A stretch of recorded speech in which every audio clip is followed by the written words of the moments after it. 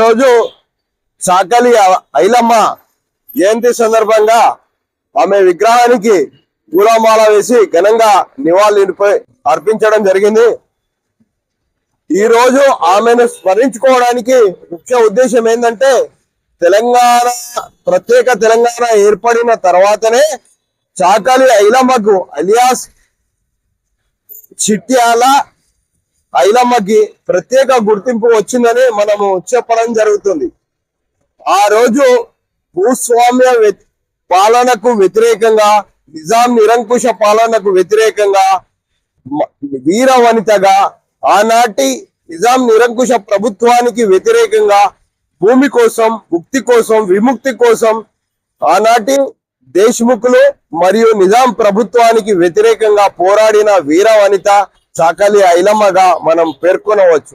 నేటి మహిళలకు చాకలి ఐలమ్మను ఆదర్శంగా తీసుకొని ముందుకు నడవాలని నేను అందరికీ విజ్ఞప్తి చేస్తున్నాను.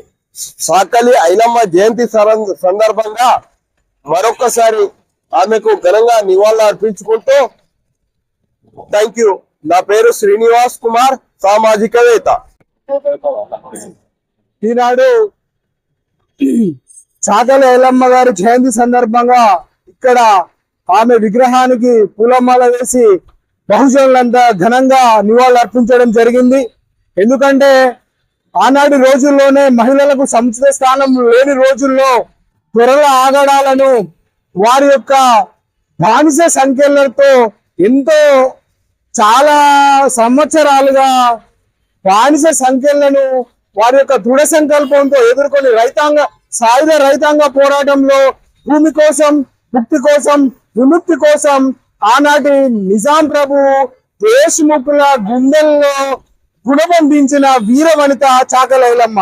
నిజంగా ఆ రోజుల్లో చాకలి ఐలమ్మ ధైర్యాన్ని అందరూ చాలా సందర్భాల్లో మెచ్చుకోవడం జరిగింది.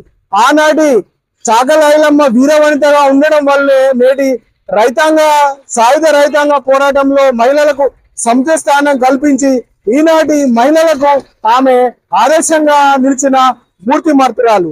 మీసాల మల్లిక్, తెలంగాణ SC/ST ఉపాధ్యాయ సంఘం జిల్లా అధ్యక్షుడు. Thank you.